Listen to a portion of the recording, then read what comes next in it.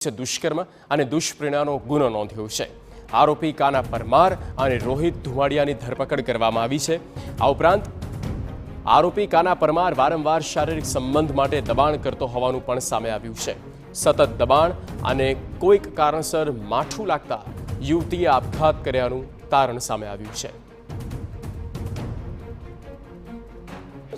મોટા વરાછા ખાતે આવેલ પનવેલ હોટલમાં લઈ ગયેલ અને ત્યાં આશરે 45 મિનિટથી લઈ 60 મિનિટ સુધી રોકાયેલ અને ત્યારબાદ આ મરણ જનાર બેનને પાછા એ ઇંગ્લિશ મીડિયમ સ્કૂલ પાસે મૂકી ગયેલ અને કોઈક કારણોસર બહેનને લાગી આવતા તેઓએ તાપી નદીમાં ઝંપલાવી પોતાનું મૃત્યુ યુવતી આપઘાત કર્યો તે દિવસના ઘટનાક્રમની વાત કરવામાં આવે તો કાપોદ્રામાં યુવતીના આપઘાત મામલે હવે પોલીસે ખુલાસો કર્યો।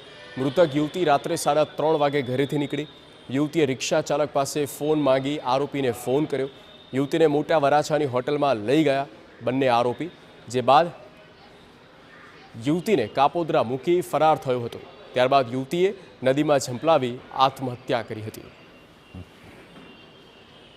એવી છે કે આ કાનાબુધા પરમાર નાઓને આ બેન સાથે સંબંધ હોય અને તેને સંબંધ બાંધવા માટે અવારનવાર બળજબરી કરતા હોય અને લાલચ આપતા હોય અને ધમકી પણ આપતા હોય અને તે પોતે આરોપી પોતે પણ લગ્ન કરેલ હોય, જેથી આ સંબંધ લાંબો ટકી શકે તેમ ના હોય તેનું માઠું લાગી આવતા આ મરણ જનાર બેને તાપી નદીમાં પોતાની જીવન ટૂંકાવી દીધેલ।